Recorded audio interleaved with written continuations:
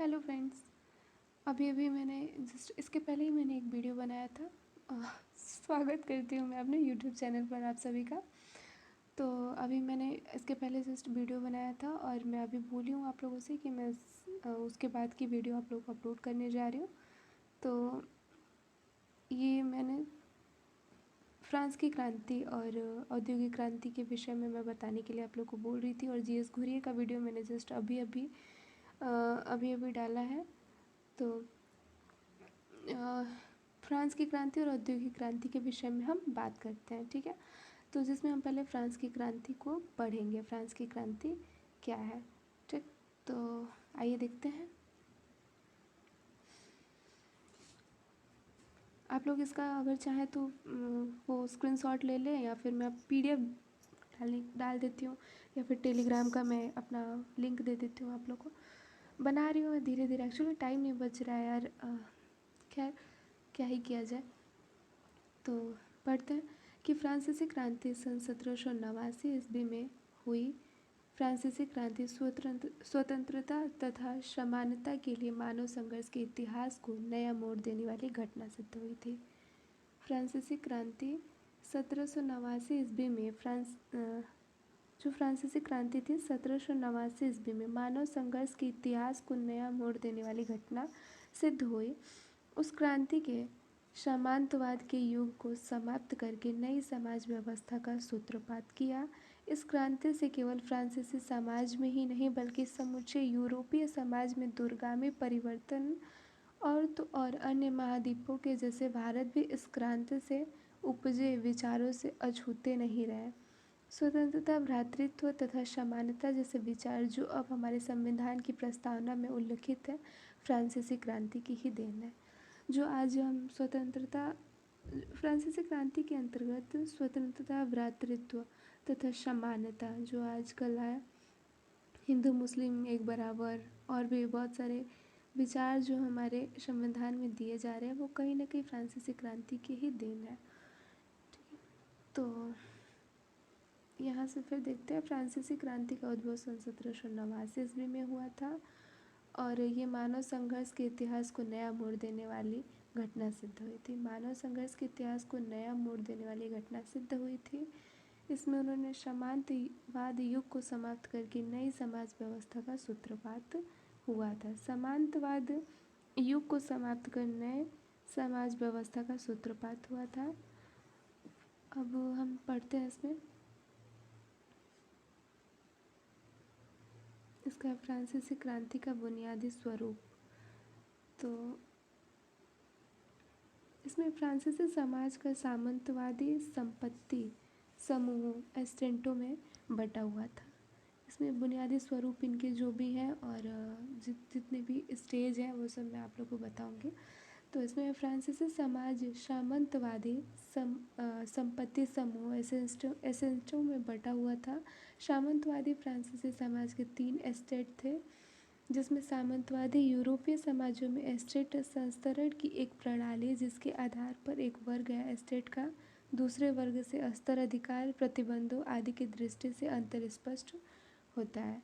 इसमें जो 3 स्टेज में है, प्रथम संपत्ति या स्टेट इसको बोला जाता है, और इसमें दूसरी संपत्ति है और फिर तीसरी संपत्ति है। तो प्रथम संपत्ति में क्या था कि इसमें धर्म नेता शामिल थे, इसमें धर्म से रिलेटेड नेता शामिल थे, और ये समूह भी आगे विभिन्न स्तरों में विभाजित हुआ था, जिन्हें आर्क बिशप एबट कहा जाता था। वे बहुत वैभवपूर्ण जीवन बिताते थे और वास्तव में धर्म की ओर बहुत कम ध्यान देते थे, जिसमें पादरी, कुलीन जैसे वर्ग के लोग आते थे, पादरी, कुलीन आदि के।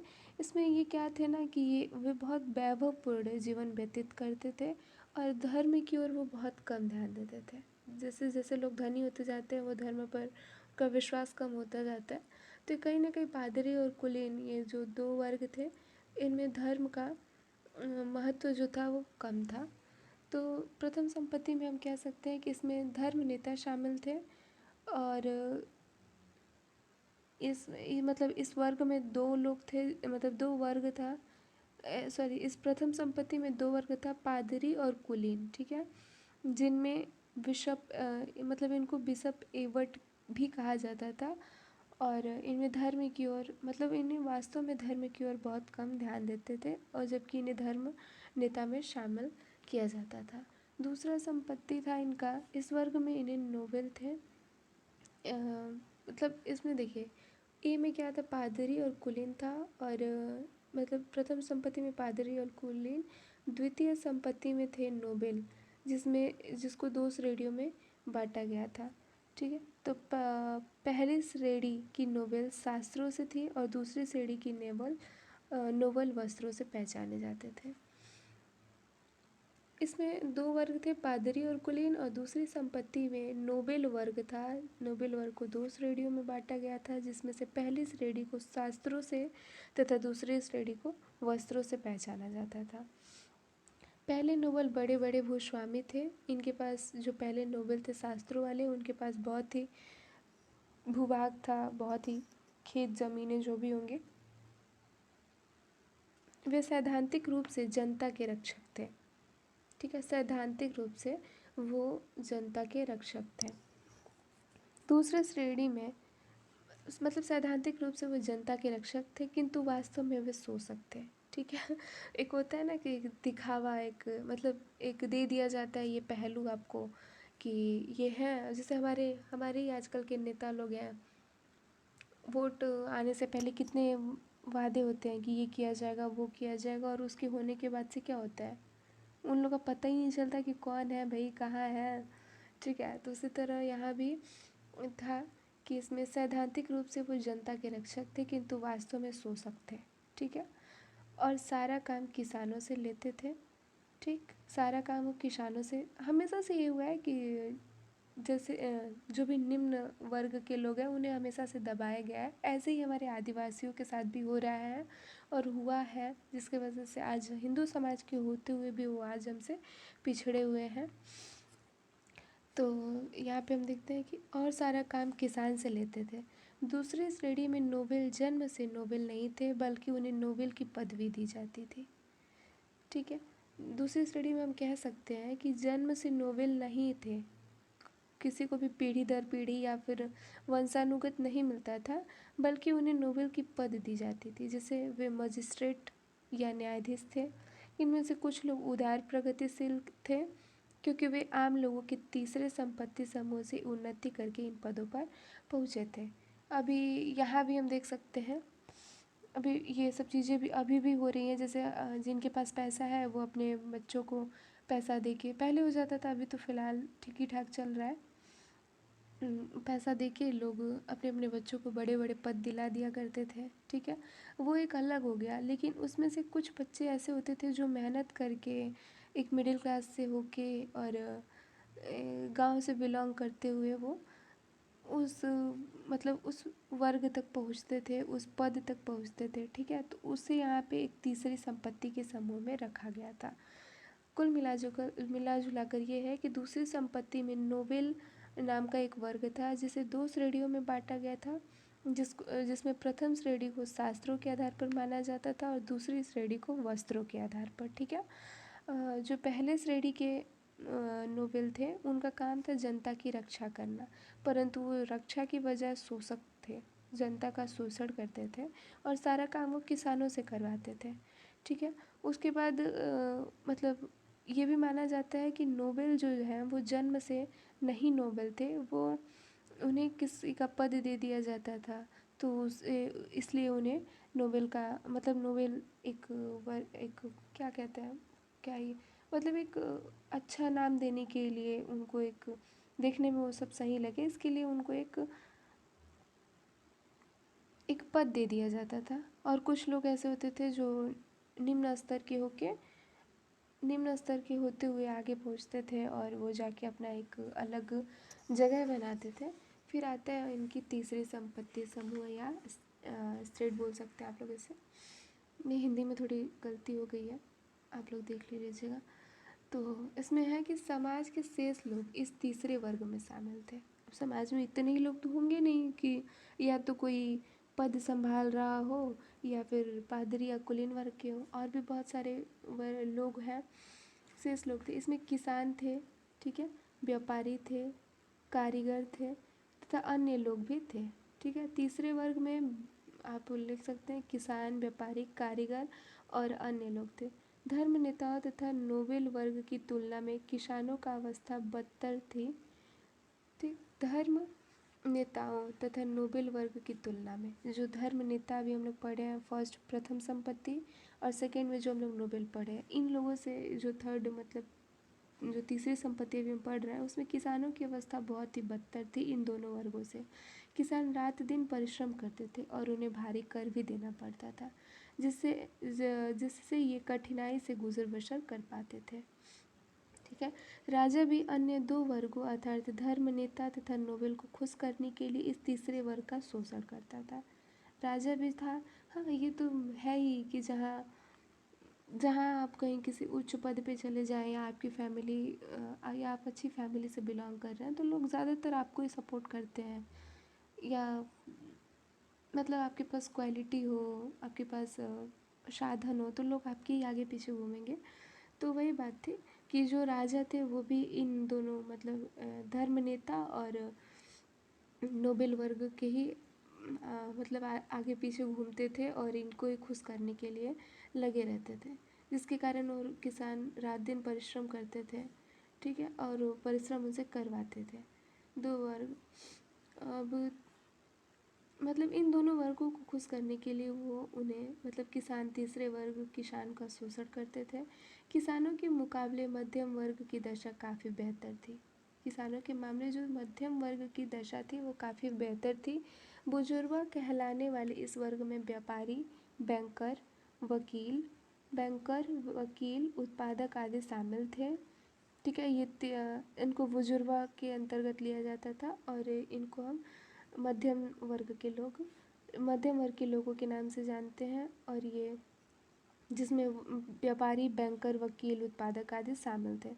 सन 1720 से 1789 के दौरान शासन की निर्धनता के कारण कीमतों में तेजी से वृद्धि हुई। ठीक है, जिससे ये मध्यम वर्ग में व्यापारी नुकसान के बजाय लाभ हुआ और उन्होंने मूल्य वृद्धि का भरपूर फायदा उठाया। इस प्रकार यह वर्ग अमीर बन गया। सन 1720 से 1789 के दौरान सभी वस्तुओं की कीमतों में लगभग 65.7% बढ़ोतरी हुई थी।